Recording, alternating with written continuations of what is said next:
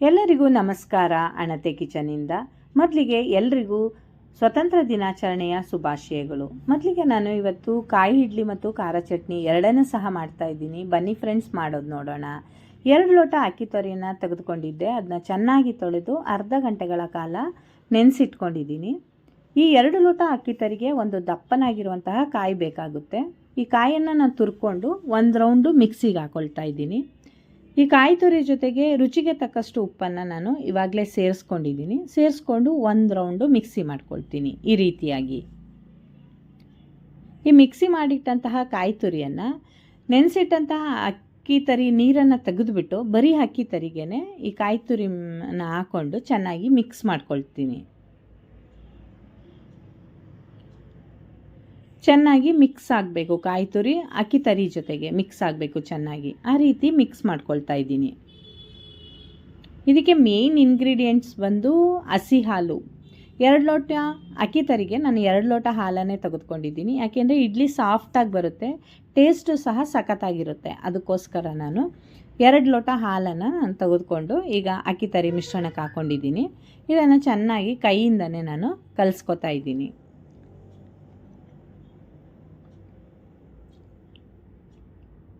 ಇದೇನಾದರೂ ಇಡ್ಲಿ ಹಿಟ್ಟು ಗಟ್ಟಿ ಅನಿಸಿದ್ರೆ ಸ್ವಲ್ಪ ನೀರನ್ನು ಸಹ ಸೇರಿಸ್ಕೊಳ್ಬೋದು.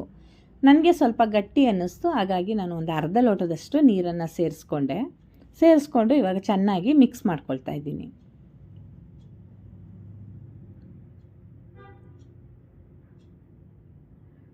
ಈ ರೀತಿಯಾಗಿ ಚೆನ್ನಾಗಿ ಮಿಕ್ಸ್ ಮಾಡ್ಕೊಂಡ್ಮೇಲೆ ನಾನು ಇಡ್ಲಿ ಪ್ಲೇಟ್ಗೆ ಸ್ವಲ್ಪ ಎಣ್ಣೆನ ಹಾಕ್ಕೊಂಡು ಸ್ಪ್ರೆಡ್ ಮಾಡ್ಕೊಳ್ತಾ ಇದ್ದೀನಿ. ಎಲ್ಲ ಇಡ್ಲಿ ತಟ್ಟೆಗಳಿಗೂ ಎಣ್ಣೆನ ಹಾಕ್ಕೊಂಡು ಸ್ಪ್ರೆಡ್ ಮಾಡ್ಕೊಂಡು ಇಟ್ಕೊಂಡಿದ್ದೀನಿ. ಈಗ ನಾನು ಅದಕ್ಕೆ ಹಾಕಬೇಕಾದ್ರೆ ಇಡ್ಲಿ ಪ್ಲೇಟ್ಗಳಿಗೆ 1 ಸೌಟು ಗಟ್ಟಿ ಮಿಶ್ರಣ ಹಾಕ್ಕೊಳ್ತೀನಿ, ಒಂದು ಅರ್ಧ ಸೌಟು ತೆಳು ನೀರನ್ನು ಹಾಕ್ಕೊಳ್ತೀನಿ. ಆ ಅಕ್ಕಿ ತರಿ ಮಿಶ್ರಣದಲ್ಲೇ ಗಟ್ಟಿ ತಗೊಂಡ್ಮೇಲೆ ಸ್ವಲ್ಪ ನೀರಿನ ಅಂಶ ಮೇಲೆ ಬಂದು ಕೂರುತ್ತೆ. ಅದರಲ್ಲಿ ಒಂದು ಅರ್ಧ ಸೌಟ್ನಷ್ಟು ತೆಳು ನೀರನ್ನು ಇದಕ್ಕೆ ಹಾಕ್ಕೊಂಡು ಒಂದೇ ಲೆವೆಲಾಗಿ ಸ್ಪ್ರೆಡ್ ಮಾಡ್ಕೋಬೇಕು. ಇಲ್ಲಾಂದರೆ ಒಂದು ಕಡೆ ದಪ್ಪ ಬರುತ್ತೆ, ಒಂದು ಕಡೆ ತೆಳು ಬರುತ್ತೆ. ಅದರಿಂದ ಲೆವೆಲಾಗಿ ಈ ಥರ ಸ್ಪ್ರೆಡ್ ಮಾಡಿಕೊಂಡ್ರೆ ಲೆವೆಲಾಗಿ ಬರುತ್ತೆ. ಅದಕ್ಕೋಸ್ಕರ ನಾನು ಈ ಥರ ಸ್ಪ್ರೆಡ್ ಮಾಡಿಕೊಂಡು ಎಲ್ಲ ಪ್ಲೇಟ್ಗಳಿಗೂ ಇದೇ ರೀತಿಯಾಗಿ ಇಟ್ಕೊಂಡಿದ್ದೀನಿ. ಮತ್ತು ಇದ್ರ ಮೇಲೆ ಸ್ವಲ್ಪ ಕಾಯಿ ತುರಿ ಮಿಶ್ರಣವನ್ನು ಹಾಕ್ಕೊಳ್ತಾ ಇದ್ದೀನಿ. ತಿನ್ನೋದಕ್ಕೆ ಚೆನ್ನಾಗಿರುತ್ತೆ, ಕಾಯಿ ಮೇಲ್ಮೇಲೆ ಸಿಗ್ತಾ ಇರೋದ್ರಿಂದ ಅಂತ. ಎಲ್ಲವನ್ನು ಇಡ್ಲಿ ಸ್ಟ್ಯಾಂಡ್ಗೆ ಹಾಕ್ಕೊಂಡು ಈಗ ಬೇಯಿಸ್ಕೊಳ್ಬೇಕು. ಒಲೆ ಮೇಲೆ ಒಂದು ಕುಕ್ಕರ್ ಇಟ್ಟು ನೀರು ಹಾಕಿ ಕಾಯಲು ಇಟ್ಟಿದ್ದೆ.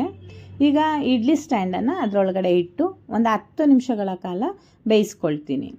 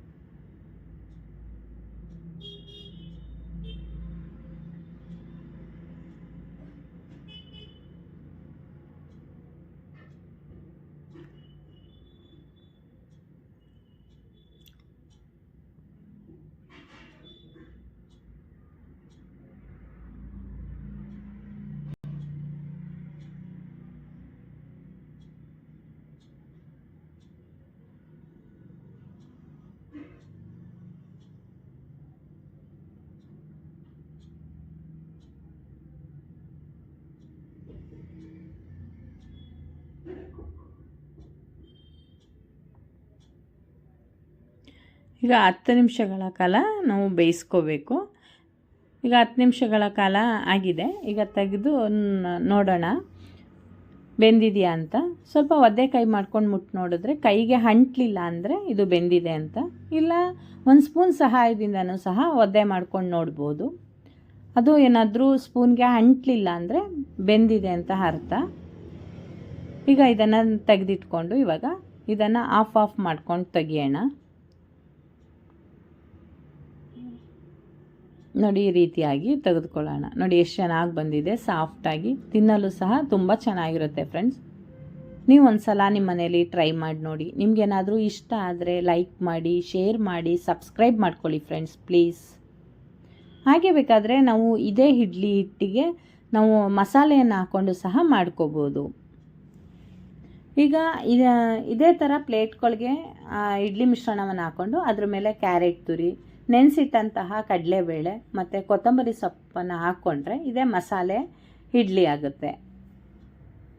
ಇವತ್ತು ಸ್ವತಂತ್ರ ದಿನಾಚರಣೆ ಆಗಿರೋದ್ರಿಂದ ನಾನು ಕೇಸರಿ, ಬಿಳಿ, ಹಸಿರು ಅಂತ ಮಾಡಿಕೊಂಡು ಮಾಡಿದ್ದೀನಿ ಇಡ್ಲಿ ಪ್ಲೇಟ್ಗೆ. ನೋಡಿ ಫ್ರೆಂಡ್ಸ್, ನಿಮಗೆ ಇಷ್ಟ ಆಗ್ಬೋದು ಅಂತ ಅನ್ಕೋತೀನಿ.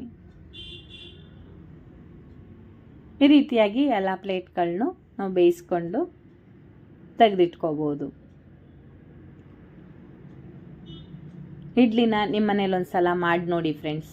ನಮ್ಮ ಮನೇಲಿ ಯಾವಾಗಲೂ ಇದನ್ನು ಮಾಡ್ತಾ ಇರ್ತೀವಿ, ನಮಗೆ ತುಂಬ ಇಷ್ಟ. ನೀವು ಒಂದು ಸಲ ನಿಮ್ಮ ಮನೆಗಳಲ್ಲಿ ಮಾಡಿ ನೋಡಿ. ಇವಾಗ ಖಾರ ಚಟ್ನಿ ಮಾಡೋಣ ಫ್ರೆಂಡ್ಸ್. ಒಂದು ಅರ್ಧ ಹೋಳು ತೆಂಗಿನ ತುರಿಯನ್ನು ಹಾಕ್ಕೊಂಡಿದ್ದೀನಿ ಮತ್ತು ಇದಕ್ಕೆ ಸ್ವಲ್ಪ ಕರಿಬೇವು ಹಾಕ್ಕೊಳ್ತಾ ಇದ್ದೀನಿ. ಒಂದು 4-5 ಎಸಳು ಬೆಳ್ಳುಳ್ಳಿಯನ್ನು ಸೇರಿಸ್ಕೊಂಡಿದ್ದೀನಿ. 1 ಚಮಚದಷ್ಟು ಜೀರಿಗೆಯನ್ನು ಹಾಕ್ಕೊಂಡಿದ್ದೀನಿ. ಸ್ವಲ್ಪ ಕಡಲೆಯನ್ನು ಸೇರಿಸ್ಕೊಂಡಿದ್ದೀನಿ. ರುಚಿಗೆ ತಕ್ಕಷ್ಟು ಉಪ್ಪು, 1 ಈರುಳ್ಳಿಯನ್ನು ಕಟ್ ಮಾಡಿ ಹಾಕ್ಕೊಂಡಿದ್ದೀನಿ. 1 ಇಂಚಷ್ಟು ಶುಂಠಿಯನ್ನು ಸಹ ಸೇರಿಸ್ಕೊಂಡಿದ್ದೀನಿ. ಸಾಂಬಾರ್ ಪೌಡರ್ 1-2 ಚಮಚದಷ್ಟು, ಸ್ವಲ್ಪ ಅರಿಶಿನ, ಸ್ವಲ್ಪ ಹುಣಸೆಹಣ್ಣು, ನೀರನ್ನು ಹಾಕ್ಕೊಂಡು ಈಗ ರುಬ್ಕೊಂಡು ಬರ್ತೀನಿ. ಕೊನೆಯಲ್ಲಿ ಕೊತ್ತಂಬರಿ ಸೊಪ್ಪನ್ನು ಹಾಕ್ಕೊಂಡು ರುಬ್ಕೊಂಡು ಬಂದಿದ್ದೀನಿ. ಈಗ ಒಲೆ ಮೇಲೆ ಒಂದು ಬಾಣಲಿನಿಟ್ಟು ಅದಕ್ಕೆ ಸಾಸಿವೆ, ಜೀರಿಗೆ, ಕಡಲೆಬೇಳೆ, ಕರಿಬೇವು, ಒಣಮೆಣಸೆಹಣ್ಣು ಎಲ್ಲವನ್ನು ಸ್ವಲ್ಪ ಹಾಕ್ಕೊಂಡು ಫ್ರೈ ಮಾಡ್ಕೊಳ್ತಾ ಇದ್ದೀನಿ. ಈ ಫ್ರೈ ಆದದಕ್ಕೆ ಸ್ವಲ್ಪ ಹಿಂಗನ್ನು ಸಹ ಸೇರಿಸ್ಕೊಂಡಿದ್ದೀನಿ. ಇದಕ್ಕೆ ರುಬ್ಬಿಟ್ಟಂತಹ ಮಿಶ್ರಣವನ್ನು ಹಾಕ್ಕೊಂಡು ಒಂದು 2-3 ನಿಮಿಷಗಳ ಕಾಲ ಚೆನ್ನಾಗಿ ಕುದಿಸ್ಕೋಬೇಕು. ನಿಮಗೆ ಗಟ್ಟಿ ಬೇಕು ಅಂದರೆ ಹಾಗೇ ಇರ್ಬೋದು, ಸ್ವಲ್ಪ ತೆಳು ಬೇಕು ಅಂದರೆ ಇದಕ್ಕೆ ಸ್ವಲ್ಪ ನೀರನ್ನು ಹಾಕ್ಕೊಂಡು ತೆಳು ಮಾಡಿಕೊಂಡು ಒಂದು 2-3 ನಿಮಿಷಗಳ ಕಾಲ ಕುದಿಸ್ಕೊಂಡ್ರೆ ರೆಡಿ ಆಯಿತು ಚಟ್ನಿ. ಈ ಕಾಯಿ ಇಡ್ಲಿ ಜೊತೆಗೆ ಈ ಖಾರ ಚಟ್ನಿ ಇದೇನೇ ಕಾಂಬಿನೇಷನ್ನು, ತುಂಬ ಚೆನ್ನಾಗಿರುತ್ತೆ ಫ್ರೆಂಡ್ಸ್. ಒಂದು ಸಲ ಟ್ರೈ ಮಾಡಿ ನೋಡಿ, ನಿಮ್ಗೆ ಇಷ್ಟ ಆಗ್ಬೋದು ಅಂತ ಅಂದ್ಕೊಂಡಿದ್ದೀನಿ. Thank you friends.